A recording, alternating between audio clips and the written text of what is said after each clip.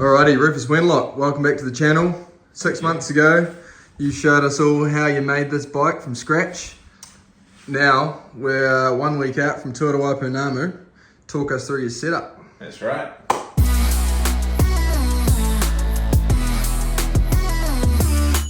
So we'll start with the auxiliary stuff first. What I'll have on my person essentially. POC on the helmet, just a black diamond headlight taped on. That's just for getting to camp or when you got the bike on your shoulders and it's nighttime. Glasses with photochromatic lenses, so I just wear these day and night. They adjust and that seems to work just fine. Apidura backpack. I've got in this pocket long sleeve thermal base layer for if it gets super cold. Just some tissues in there.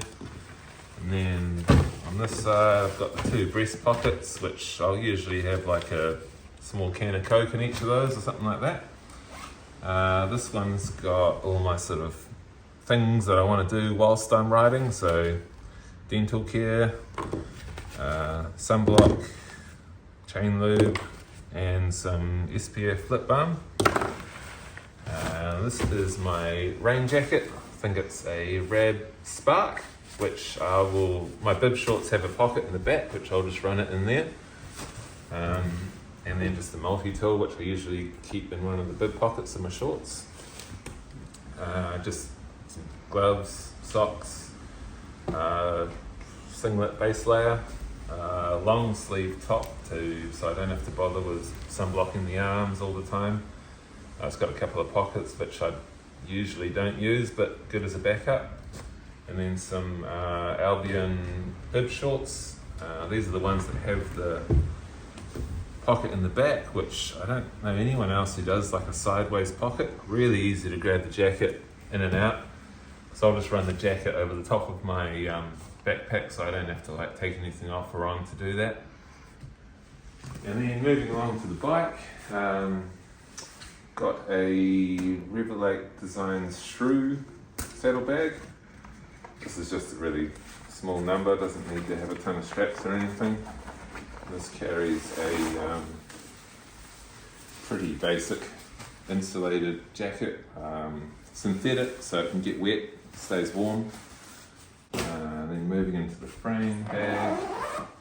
Haven't got any food in there right now, but as you can see there's plenty of room for all that kind of stuff. Little packet with tools and such. It's just got lube, chain breaker, spare chain link. We've got full length leg warmers, so sort of above the knee down to there, which I might sleep in as well if it gets super cold. Some waterproof gloves. Pump it's got a tubeless plugger and then just some cash in there as well, if cash is needed. Bag for just, I don't know, if you get some pizzas or something, you don't want to have all that greasy juice going everywhere. 2 spare tubes, the Tubulito with a wee tire lever tucked in there. And then I think, some spare socks. Might end up having 2 spare pair just so I can keep the rotation up if the feet get wet.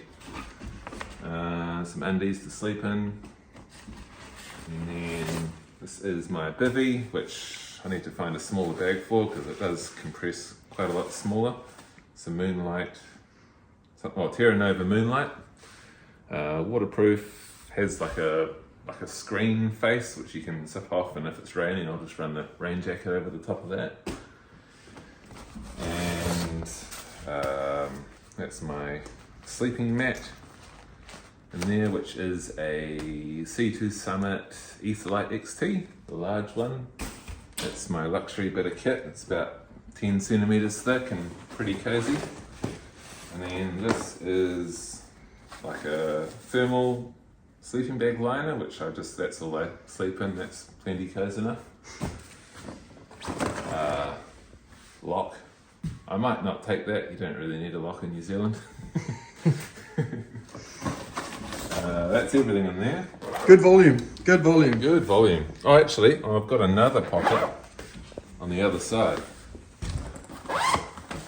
And this has just a spare strap. This is kind of my bits and bobs bag. It's got some bandages, some straps, a little bit of Panadol, my FPOS card, and some tenacious tape for if I get a hole in a jacket or a bivvy or anything like that. Wall charger, which I'll probably never use, but just in case if I have problems with the electronics. Some rash cream. And I've got these little containers, which I just have for, this one's got like spare brake pads, tube repair kit, spare tubeless plugs.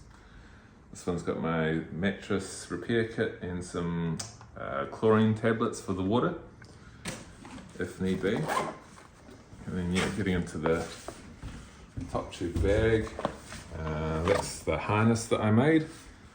So, enable that.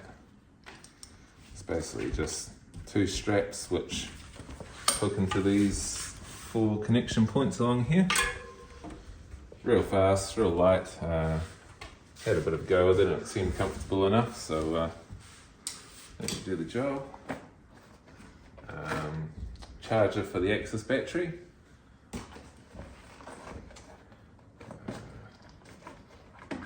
Buff for if you need it.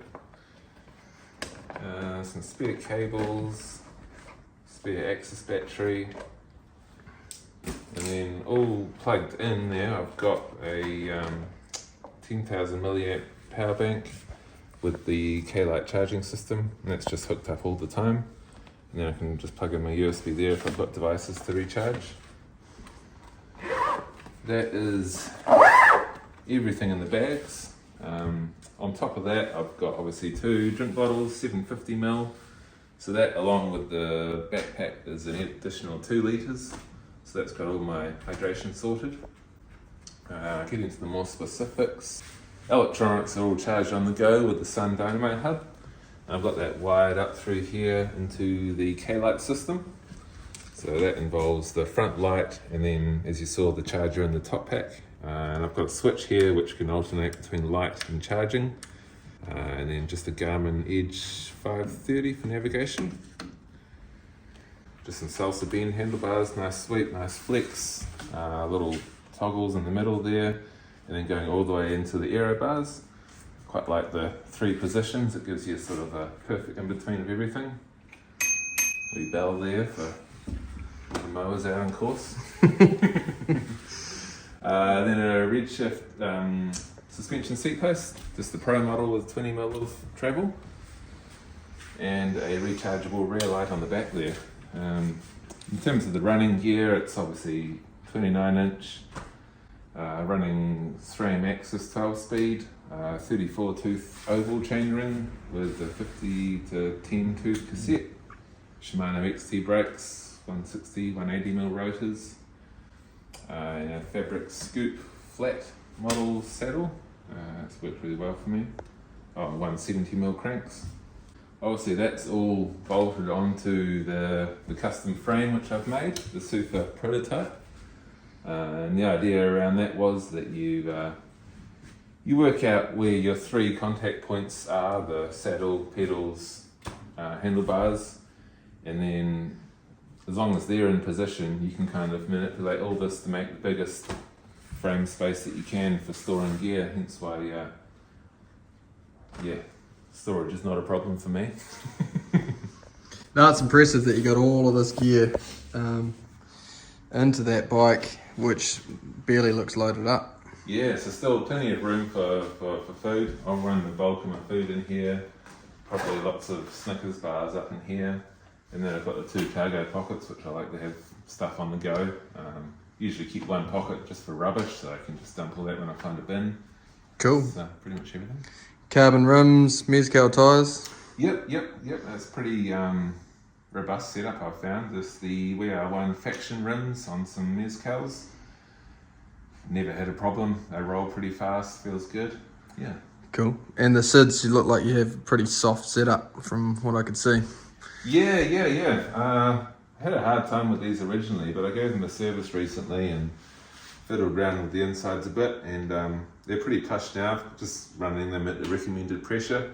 120 mil of travel, so it's pretty plush, and yeah, no problems there now.